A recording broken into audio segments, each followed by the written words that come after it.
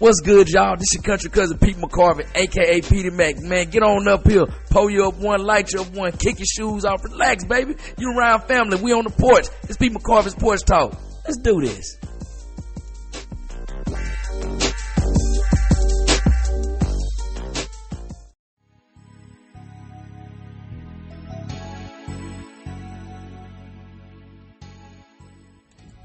What's good, everybody? This your country cousin Pete McCorvey, a.k.a. Petey Mac. Welcome back to another episode of Porch Talk, man.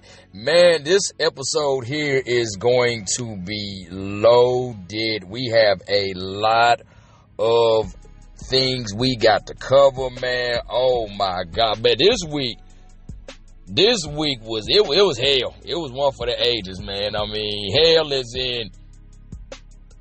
We was like some stuff happened, good and bad. First thing that I had, I'm going to talk about, I found something from my youth that I was real happy about. So somebody posted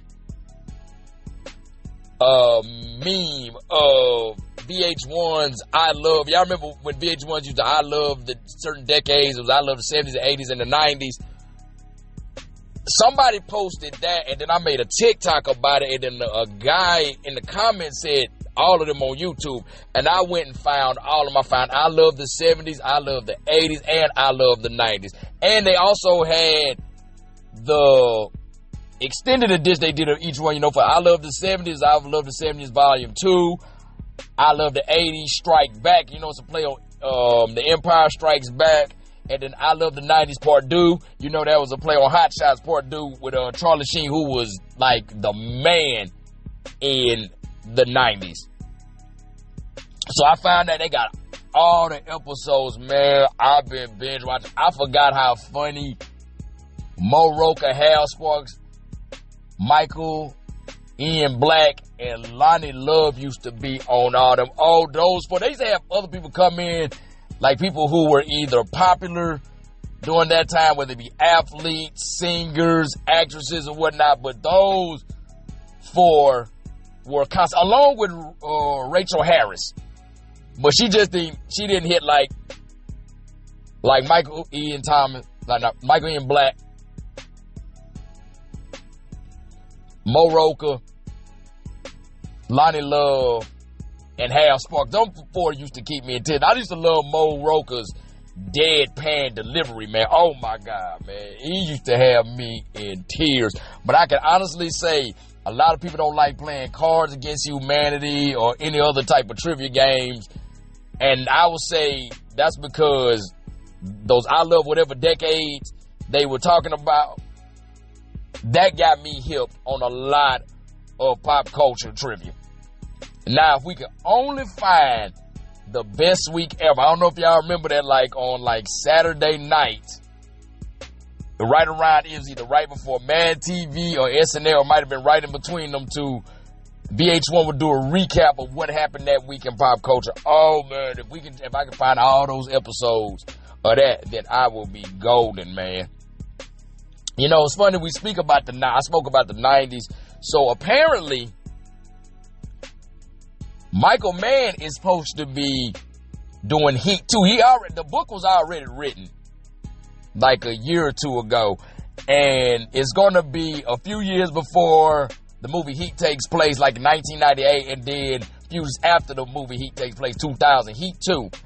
They're rumored to be, it's greenlit. I guess Michael Mann is saying, I want all the coins. Because first, Miami Vice came back, but they said they're going to refilm Miami Vice, going to be set in the 80s. And now he said he want all the coins. I guess he said, well, shit, y'all making remakes. Let me do two of my big ones, the ones I was really in my bag about. Or, I doubt this. He might be a triple terrorist, but I highly, highly doubt that man got too much stuff. Miami Vice is in syndication. And he got too many movies that stay on streaming platforms. I think he'd be in trouble. He got residuals coming out the ass. But they say the character of Chris Sherhalis, y'all remember he was played by the late, great Val Kilmer. Who is going to play him is going to be Leonardo DiCaprio. Which is a lot of people kind of wonder, how is Leo going to play him? Because Leo was way older than Val Kilmer was when he played Christian Hayles in Heat in 95. But I'm up for it because, like I said, Heat gave us two great things. One of the greatest shootouts. That shootout that they had at the bank is actually so accurate. They say they use that to teach Marines how to suppress a fire and how to fire from cover and how to fire and reload. Like that's how legendary that was. And the diner scene between Al Pacino and Robert De Niro. Like, if you're taking an acting class and you got to do an exercise with you and another partner, that should definitely be on you and your partner's list. Because it's acting in its purest form. It's a masterclass of acting. On to, like, other things, speaking of pop culture. Now, I talked about this person last episode with her album. Doja Cat, she just released a new MAC Cosmetics commercial. Look, we can say what we want to say about Doja Cat. That girl is nuttier than a Snicker bar. And you know that her, the thing about her kind of, being a devil worshiper. That's kind of out there. But one thing I can admit, that woman is fine as hell. Like, her at the VMAs and like that little blonde wig, I guess she was trying to pay homage to Dolly Parton. She was looking good there, but this one, she like basically was like nude behind a leather coat, and because it was like, my skin, my features, I only wear MAC, and that was the play on it, because like she didn't have anything on. She was like completely nude and was hiding her all of her unmentionables, or personals as my grandma used to call it, behind that. But we got to see a little side booty. We got to see a little cheek. That woman fine.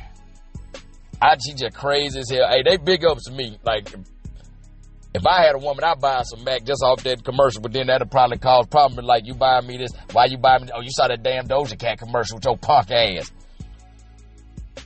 Also in the world of music, Jay Worthy, they hit us with the 2 times. He brought some more of that P with him. Oh man, he just released Once Upon a Time 2 yesterday. Oh my God, it was a banger. He had the originator of P-Funk. So he got one version of P-Funk, if you know, you know. But he put the godfather of P-Funk on there. George Clinton was on there. Bun B was on there. A couple other people on there. It was just star-studded, man. I think, though, he might have rushed to release it too soon, because at the end of one of his tracks before his outro, so his outro was by Freeway Ricky Ross. Now, if you heard Once Upon a Time 1, the intro by Freeway Ricky Ross. So the outro, it was 5%, but on the song before the outro, half of the song was that track, and the other half was what was going to be on the outro. If you go to the outro, it's the same exact thing. So I think P. Worthy rushed a little bit to get it out, but hey, man, it's still I'm going to give it a 9.5 out of 10, man, because that lifestyle, and like I say, P. Worthy keeping it P, man. I love it. Bryson Tiller also dropped a double album. It's called Solace and Vices. Now, the Solace is just him by himself. That's his solo joint. Vices, like I can't even name everybody. He has some of everybody on. That's him and his features. But man, it was 24 tracks, 58 minutes, but it went by so quick. That's how you know how good it was, man. So I'm gonna give that one, I get that one a 9.5 out of 10 too. Love that one. Speaking of music and producing and all that, well, this next person won't be producing no music for a minute. That is Diddy. This actually happened before I did my episode last week, but I didn't get to talk on it. I didn't get to speak to it. Diddy, y'all, Diddy finna go sit down for 50 months. I be wondering how these judges be picking these times. Like, they don't just give you years. They'll give you like y'all remember Lil' Kim got a year and a day? Or they might get somebody 37 months or something like that. Yeah, he got 50 months, 4 years or two. Now, a lot of people said they believe that he should have got more time than that. I'm going to say this about that.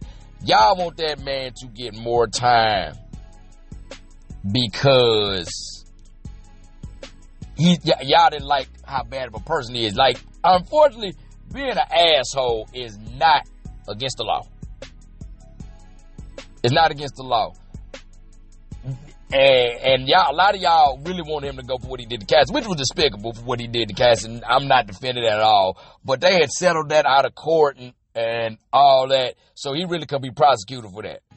But it's killing me because a lot of people, especially women, are coming up talking about some, I just don't like that, he bad for what he did to Cassie, and I don't do this, and I don't support him and that. And it's funny because them same women who don't like him beating on Cassie as a woman, you hear all of them talk about going to the Breezy Bowl to go see Chris Brown and pay $1,000 to wait in line.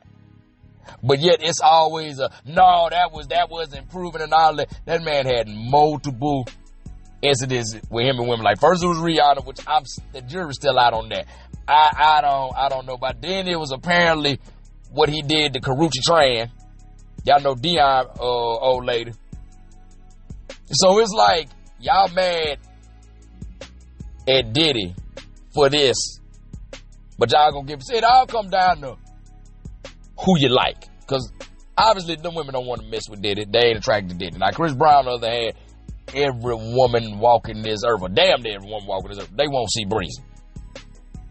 So they're making exception for what they want.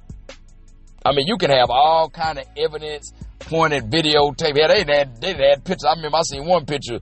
Breeze was snatching some chick up, and the chick looked like she was fearing for her life, and her friend was just like, turn like, here they go again. And ain't nobody gonna bat an eye on that. So, like I said, y'all just mad that they didn't get him for being a despicable person.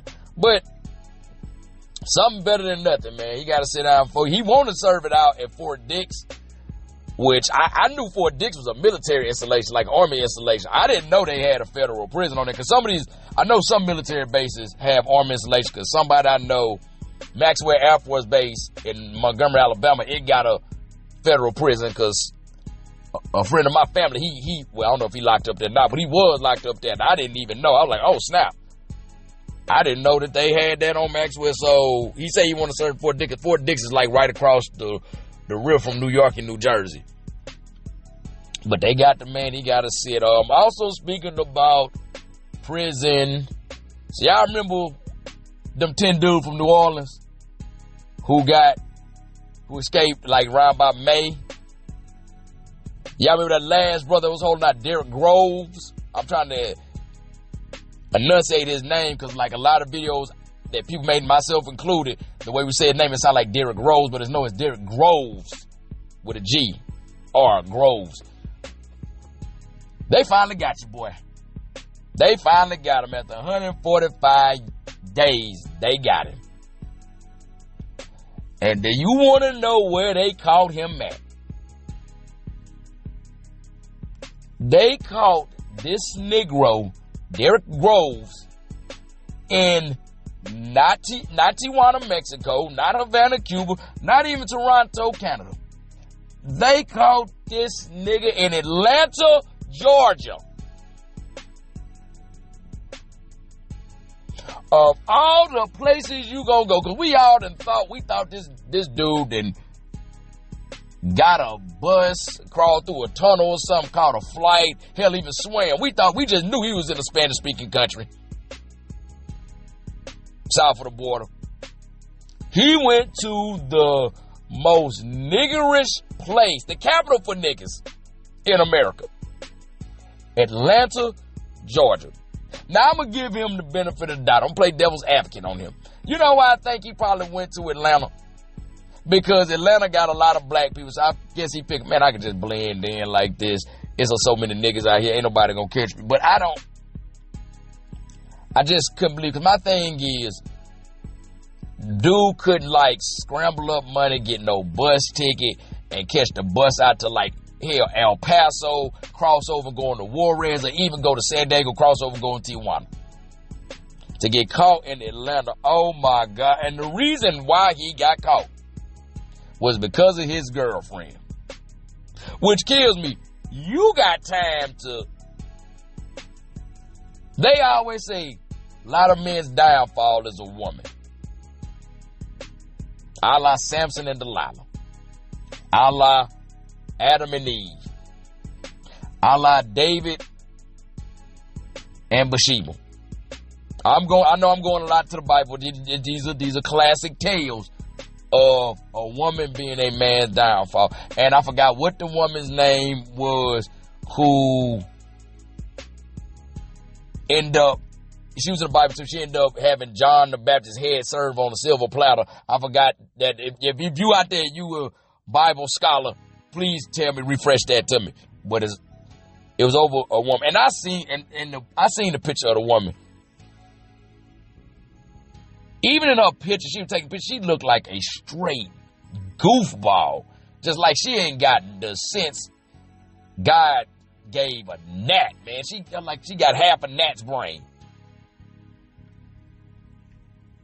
Apparently, her name is, no, it's not apparently her name, but I'm just going to tell you. Her name is Doriana Burton. So apparently, she was working as a prison guard in New Orleans.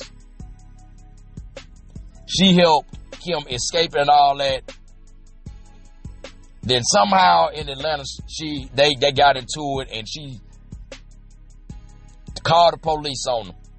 Because I guess she thought that she was about to get the reward money. So police come and say get reward money. Her dumb ass got locked up too. Because one, you aided and abetted the future, and you harbored in the future. I swear and I saw the picture, she just looked so good. She looked like one of them girls that used to eat lunch at 10:30 in high school. You know, before all the rest of them, you know, I used to have the class off in them trailers in the back. She looked like one of them. You can't say what you want to say. You remember what Chief Gillespie said about Willa Maston in that episode when the dude said, ain't nothing wrong with that, she's 18 and legal. If you watch it here tonight, you know what Chief Gillespie said, she's real, you know, yeah. She looked like that. So I said it once, I said it twice, I've said it a million times, and y'all have heard this on a bunch of episodes. Them two are further evidence that No Child Left Behind was the worst shit that ever hit the book. And Laura Bush, we thank you for that. We thank you for that, Laura Bush. You really helped out society with that initiative you had. And it also proves another thing I've always been saying. The movie Idiocracy from the early 2000s, one that actually saved Crocs from going bankrupt, where the world got stupider and stupider, it's proving every day to be a documentary. And these two are Exhibit A and Exhibit B of that shit. The dumbest asses God put on face. Woo, Lord, I'm about to move on because them two. You know, speaking of Atlanta, we got something else out of Atlanta. So Magic City this past week, boy, like I said about Atlanta, it's the nigga capital of the world, and one thing about that, niggas are gonna nig everywhere they go. Gonna take their niggatry everywhere they go. So apparently Atlanta, you know how pop-ups now are the big thing? Like people have pop-up restaurant, they do it, usually take a fictional restaurant from a movie, have it pop up for like 2 to 3 days or a week, and then they go away. Atlanta strip club Magic City did a pop-up in Tokyo. And you know what they called their pop-up in Tokyo? They called it Jap Atlanta. Of all the names you could have called it, to call it Jap Atlanta. And the sad thing is, the Japanese people weren't even being pissed about it. They looked like they were getting turned. They got turned behind it. Which, I get it, you know, Magic City, it's a worldwide brand. Everybody know, you know, Magic City. You hear Atlanta, mind gonna go to Magic City. Or if you hear Magic City, your mind gonna go to them fine ass women that work in there. Yeah, Magic City, your mind gonna go to them damn chicken wings. But I gotta go back and get me some of them damn chicken wings. I've been hearing them a lot. Like, could never go get them when I was there because I ain't have Magic City type money. I did go to Blue Flame and Onyx though. Boy. But I ain't never set foot in Magic City, even all the years I was living there. I lived like within 5-10 minutes from the place. Never stepped in. But I am going. But it's a brand. Everybody want a party experience. But another thing that kind of saddened me is for everybody who be talking about how the Western world is and how their culture is, it's starting to move everywhere. That's why, like I always say, them passport bros who I be talking about going overseas and women better know, they just know how to play a long game. I always tell that them dudes is like, even people were telling me, oh, you go overseas, the women gonna want, bruh, if they didn't want you in America, they're not gonna want you there. The only thing is, if they own you overseas, they know how to at least play the game to juice you. They know how to make you feel loved. Even though you're not loved, they at least can put on a facade that they do love you. But we cook, man. I'm going to say this. If y'all just worry about the influence that the Western world has on the rest of the globe, oh, it's all them. You go all on social media. America, mainly when they say the Western world, they talk about America. Oh, America. Everybody wants that American lifestyle. Trust me, I done been all over the world. People dress like Americans, preferably black Americans. Try to walk like us, try to talk like us, try to get their hair done like us, BBLs like us, lip injections like us. So if you think you're finna go over there, oh, I want me a woman or a man that's not influenced by American culture, I got news for you, buddy, because I done been around this globe 2 times. Almost 3, but I ain't make it all the way. And I can tell you my 2.5 times around the globe, it's just like home. Just like how DJ Quick was talking about, just like Compton. Singapore is just like America. Abu Dhabi is just like America. Bahrain, they want to be like America. Yeah, they even got a little street called Little American Alley. But yeah, that was just crazy to me, man. We go into the world of sports. Before we get started on the world of sports, I want to say this with a heavy heart that Sister Jean Dolores Smith, who is the chaplain of Loyola University Chicago, has passed away. For those of y'all don't remember her, y'all remember in 2018, if you're a basketball fan, a college basketball fan, during March Madness when Loyola University Chicago Ramblers made it to the Final Four, and they kept showing the old lady. She was in a wheelchair, and she had like a maroon and gold like scarf they always show her in. That was Sister Jean Dolores Schmidt. She was a nun who worked at the school. She was the chaplain for the basketball team. Yeah.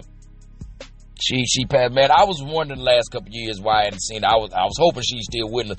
Obviously she was. And she lived to be 106 years old. You talk about a full life. That lady had a full life. I hope they do something for her in this upcoming tournament that comes out when it comes in March, because she deserves it. She's a big part of March Madness. R.I.P. to her. May she rest in peace. Yeah, that was a tough one. And speaking of another loss, this is a personal loss for me. Personal tragedy. My Florida State Seminoles, who are 18th in the nation, they fell after last week's defeat. They got another one. In the words of DJ Khaled, another one. To Apple in Miami, which DJ Khaled Miami. But it wasn't as bad either. They lost 22-28. So, Miami was number 2 in the nation. Can't really slouch at that. But I just, like I said, them 3 games, y'all all got cocky. I said, I know my squad.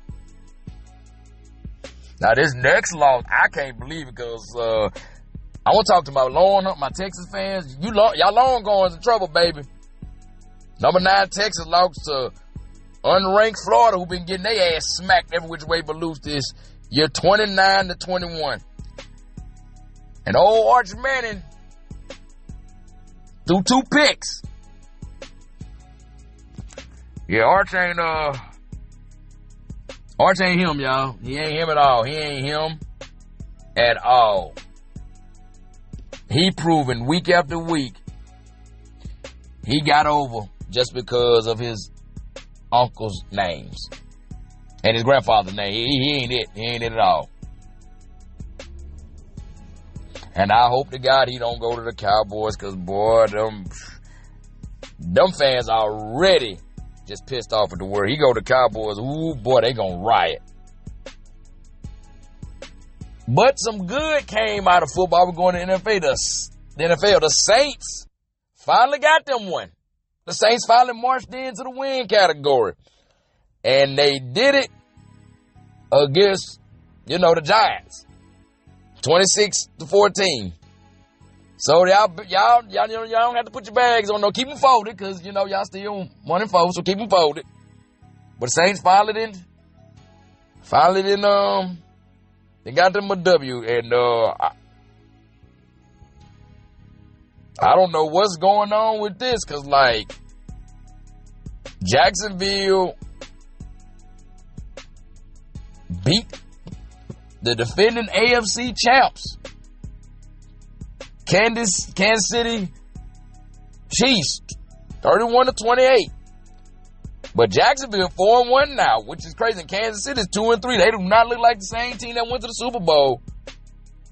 And I think Jacksonville, y'all need to keep them old jerseys. Them jerseys y'all had around about 95 to 2003, 2004, with the one they had for the first years of their organization. Because they was looking like how when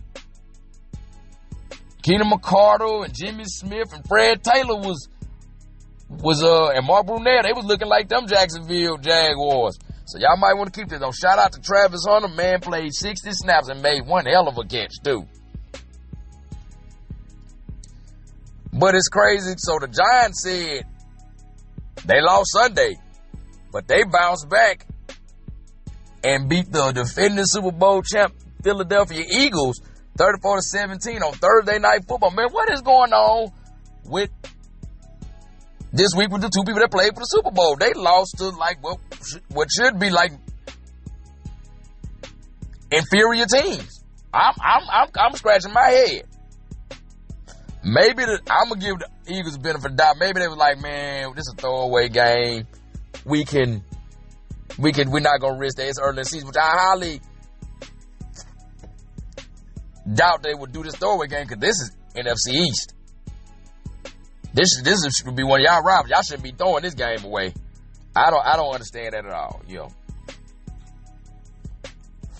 Moving on to the government shutdown. As y'all know, October 1st, the government shut down, and it's still raging on, which they've done this a lot over the years. But the only one about this one is there's no bill passed to pay the military. So a lot of people in the military not going to get paid, but here's the thing. They still got to report to work. This some crazy shit here. And you know what? It's shit like this why I don't say I'm a Democrat or anything no more. Because Democrats want certain things that happen. Republicans like, we're not going to do this. Democrats like, okay, we're going to sit on this. Democrats like, we want health care for the poor and the immigrants and all this type of stuff. Well, y'all ain't going to get that. We just going to sit on and not pay the military. But here's the thing you Democrats don't understand. A lot of these people in the military were the poor and the immigrants that you're fighting for. Because before that, a lot of people, because this is what I tell people all the time. It's rare, unless they come from a family, military family, it's rare somebody join the military to defend the country. A lot of people join because they need a place to stay and they need money in their pocket. Because they trying to get out of a bad situation. Nobody is that gung-ho. They like, oh, I'm patriotic and all that. Hell, a lot of them don't even like the New England Patriots. I know I don't. I used to tell my supervisor all the time, I said, man, I don't believe in half this shit we do. I'm not that patriotic. I'm just here for my check. I do what I need to do to get my money. I'm not here to put my life on the line. I'm not trying to get shot at. I just want my money. I'm going to come give you your time that I'm supposed to give you, and I'm going to go to the crib. All that gung-ho, proud to be an American shit, that ain't me. And that'll never be me. Now, there's no black man in America knowing how y'all been systematically doing us for 400, 500 years. I'll never be that motherfucker. I actually had to do that with my cousin one time, because I hate them people in the military that do that. Oh, my Army, my Navy, my Marine Corps. That motherfucker said this to me one time. We was like, I don't like that in my Navy. I told him, pull the call. We pulled the call. I looked at him, and I had just been in the Navy only 3 months. I looked him dead in the eye. I said, man, if you ever say that my Navy shit again around me, I said, I'll slap the fuck out you. As a black man, don't you never fix your lips to say that. You sound like a damn fool. The Navy was founded October 13th, 1775. Your ass was out there picking cotton or tobacco. Or getting raped. Or getting hung. Or getting castrated. The hell you talk about your name, man? I said, brother, I told him, I said, cuz, don't ever say that around me no more. As a black man, don't ever say that. I said, if you do, I said, I'm gonna knock your teeth down your throat. Please don't. I said, this is for you to get your money, retire, because he was close. He was over the 10-year hump. I said, get your money, retire, get the fuck on about your life. The Navy ran before you got here, it's gonna run after you. And that's for anybody out there who think that you're that big or that important or like your military service. Man, you did your 20, 30, maybe 40, and I feel like if you do anything over 30, get a life. You made that your damn life. You scared to face the real world. Do your time, move the phone, and shut the fuck up. Please, respectfully, thank you for your service, but shut up. Go, life go on. It was going on before, it's gonna go on after you. But yeah, this is why I don't truck with politics at all. Like I said, Republicans, they don't want nobody to do anything to like pull themselves up by their bootstrap. You ain't already there, got the money. They don't really care about Democrats. They ain't got no damn backbone. They just, oh, we got to look out for everybody, and we don't want to punish, criminals because they have feeling, man, fuck that. This person running my house trying to steal something, I got the right to blow their ass in the middle of the next week. Fuck they damn feelings. They wasn't worried about my safety when they ran in my house. So that's why I don't agree with neither party. I'm just here. Whoever say what sound like good and benefit me, I'm gonna go for them. And if neither one of them go for me, I'm not casting a vote. Cause I don't do that lesser of the two evil shit. I don't do that. Oh well, you gotta pick the lesser of the two evils. That's like asking me, I want to get shot instead of getting stabbed. I want to live. And if neither one of these are gonna, these options are gonna, equate to me living, I'm not for it. So, what I just got, like Lieutenant Dan said on Forrest Gump, God damn bless America. That's all you can say right now. And I'm gonna get off of that because, boy, I'm gonna lose my damn mind. So this past week, Netflix, I saw Monster. It's the third miniseries in the Monster anthology series. First one was Jeffrey Dahmer.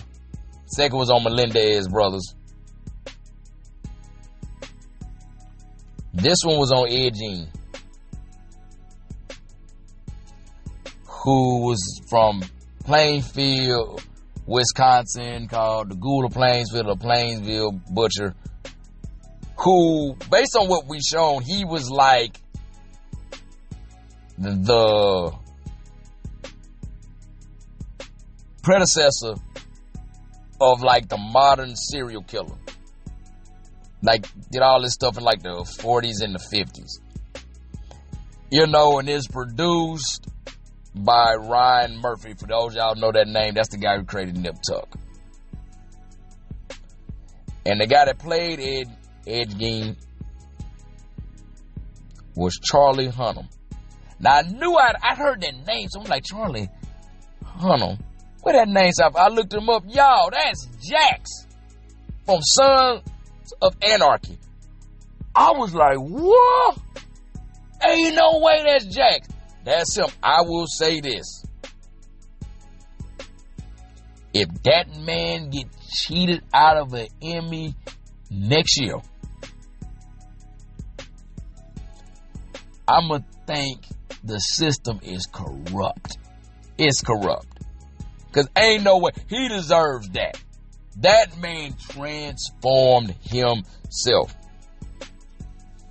And who also needs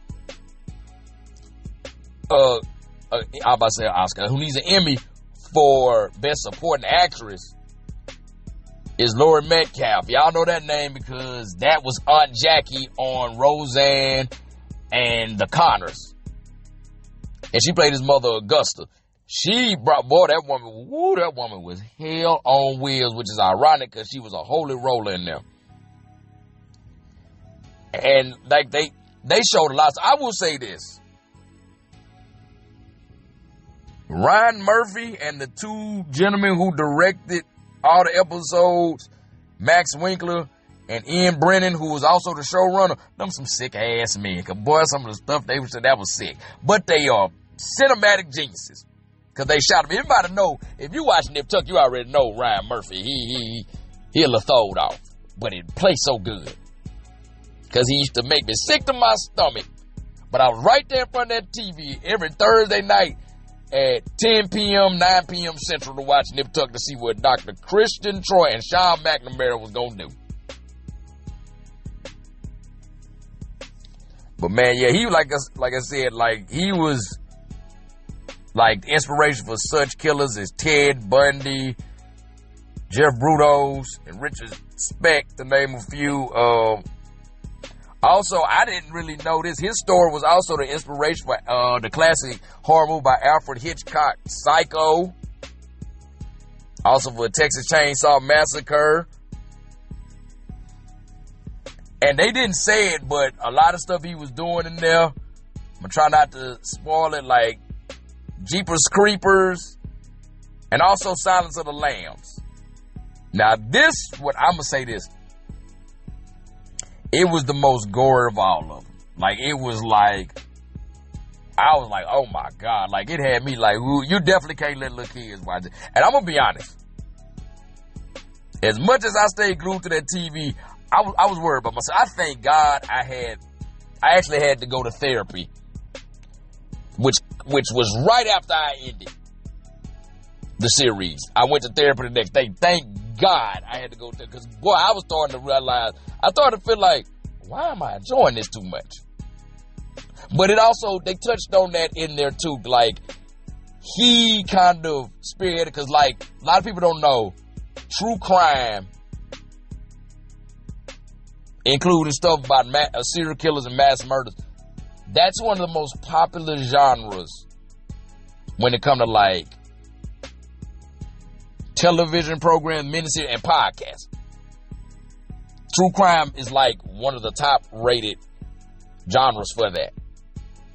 And even one of the characters even touched on that. They was like, we, as a culture, we love this. Like, America is, we thirst for this. Now, the way they also, I loved it because they tied in, like, obviously, this is a little spoiler. The man, Ed Gein, was schizophrenic. And they tied in a lot of hallucinations he was having. They tied him in so good. You didn't know whether he was honestly talking to these people or he's hallucinating. Because you're like, it also touched in on how it played, like how what he did affected a lot of people. Like, for instance, Psycho, the person who played Norman Bates in Psycho, that's the person who actually stabbed the woman in the shower. You know, the actor Tony Perkins, he was pigeonholed from ever really acting again, because all anybody could see him as was Norman Bates. It also, you know, they showed how, but Tony Perkins also, he was a closeted homosexual too. So he had to battle that and battle the stigma from being Norman Bates. It showed out Toby Hooper.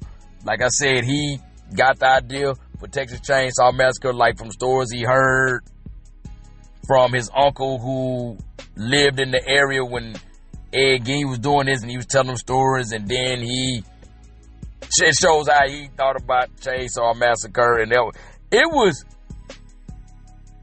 when I thought that what he was doing was actually happening, it was sickening, but now that I go back and realize that was him daydreaming, it's kind of hilarious now, because at first I was sitting there watching like, oh my God, what is happening? Then I was like, oh, he's daydreaming. And I rewinded back, and it was actually kind of hilarious.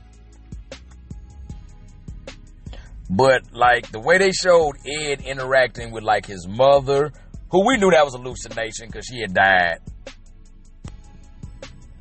And they also had showed him having interactions with World War II Nazi war criminal Ilsa Koch, who was known as the bitch of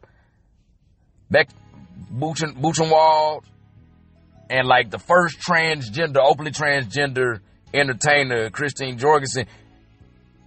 We didn't know, because I was sitting there watching like, is this really going on? Or like, what's happening here? And that's how great they filmed it. Like, you didn't know, okay, is this happening, or is he having a schizophrenic episode? And then there was one more he had with, even now, I still don't even know if this is still ambiguous to me, was with his supposed girlfriend, Adeline Watkins. Because at first I'm watching like, oh, he's imagining this. This is all in his head. But she could be seen by other townspeople. So it's like, wait a minute, did this really happen? Did she really? I don't know. But she was like the earliest interpretation of a goth girl.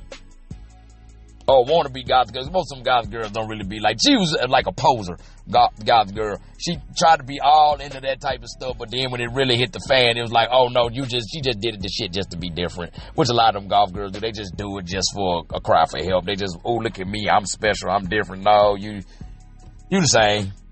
You just want to make the world see you and them women who be on that bohemian woke shit are the same. Y'all just want to seem like y'all different when y'all regular schmegler. But I'm going to tell you the part that I love the best. So, Ed Gein died in 1984. And y'all know he died. You can look it up and see he died. Obviously, a lot of people going to do that because this is based on true story. Died in 1984. They found a way to put one of my favorite, if not my favorite, white songs in there. Owner of a Lonely Heart by Yes. And I don't know, the scene they had played it with, I'm like, I don't know why in the world y'all played this, because it shouldn't go with the scene, but it worked so perfectly. So yeah, hey man, definitely watch Monster Ed Gein story. They doing their thing. The next one they doing is Lizzie Borden. I'm trying to see that. We all know Lizzie Borden's story. We didn't seen it a bunch of time. I'm just interested to see how they gonna do this. But I'm not looking. But this Ed Gein one, hey man, Charlie Hunter, like I said, get that man an Emmy because he did his big one on that.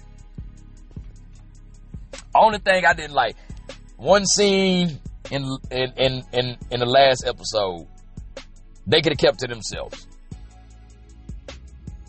And when you watch it, you're going to see what I'm talking about. Y'all will see it. It's with one of the people that he influenced. You'll know. I'm not going to spoil that for you. But yeah, they could have kept that to themselves because we didn't need to see it. Especially not in that length. We didn't need to see that. Before I get out of here, I want to talk about one last thing. So, Aisha Curry's back in the news again. She was on Alexandra Cooper's Call Her Daddy podcast, which I don't understand the name of that title. I guess not for me to understand. And she said that she never wanted marriage or kids. And she had dreams of her own. She had ambitions and this, that, and the third. I'm going to say this, and it's from the heart. I'm getting so sick of her bullshit. I really am. I thought she had left it alone, died and died. We ain't heard enough for about like 2-3 years. Here she come with this shit again. And it's a lot of women defending her. They talking about, well, you got to understand, she say she wanted more than that. She said she didn't want to be married. She didn't want to have kids. Here's the thing. She could have told that man no. You didn't want to be married, but you did anyway. What kind of shit is that? That makes no sense whatsoever. I don't understand that. And y'all saying, well, she did. She chose that. She chose that. That man did not put no gun to her head and say, bitch, marry me. Or it wasn't no damn Miss Celia on The Color Purple with Mr. And she was pretty much arranged to him. She said yes out of her own free will. And if you didn't want to have all the babies, you could have got your tubes tied. But the thing that kills me about this whole thing, like I said, there's a lot of women that's like, she did this, she had ambition, all that. Y'all just need to call somebody on their bullshit. That's the reason why a lot of dating is bad, both men and women. We don't call people out on their bullshit. We don't call friends on their bullshit. And a lot of women, ladies, I love you. I'm going to tell you honest. Y'all can't never tell y'all friends when they wrong. And that's why they probably got multiple baby dads. That's why they keep getting with men that be fucking them over. Because y'all never want to tell them they wrong. This woman hit the jackpot. You got a man ain't got no shit in the media. Nothing negative in the media. Multiple NBA champion. Been told he's probably the best shooter to ever play the game. Obviously the man is rich. Got all kind of money. I'm unfulfilled. I want some. What do you do? Watch it. I've dated women like that. I've dated a few women like that. They just think, I want our attention. Bitch, what do you do? Ain't nobody finna just pay you attention just because you breathing. Somebody, I got dreams in that bitch. I looked up both of their net worth. He worth like $450 million. She worth $50 million. You can't go do nothing 50 million. Somebody, she wanted to act and all that. Well, Tammy Roman, she was a basketball wife. She acted in all kind of shit. Why can't you? Shawnee O'Neal, as much as I hate what she did, she got that basketball wife shit on. All these other celebrity out there, Kerry Washington, her man used to play for the Raiders. He acting now too, but he used to play for the Raiders. She was acting before before he retired. All this because you not getting attention and he talking about some, I thought I'd be getting more attention. And this is, you know what really make me mad though, because if y'all remember a few years ago, when all those, like, it was an influx of like all NBA wives and girlfriends, they were going out there, they were wilding out, twerking, doing this, that, and the third. And she jumped her ass up, was like, I'm not going to do that. I'm going to stay close. That's for my husband and all that. This is what I was talking about when I say hoes are influencing women and they are leading y'all into the self-destruction. She went out with one of them damn NBA wives or girlfriends. That's her home girl. And was on some bald head hoe shit. Now she delusional like a bald head hoe. This is what I be talking about. A lot of you good women are taking advice from hoes. And it's fucking y'all up.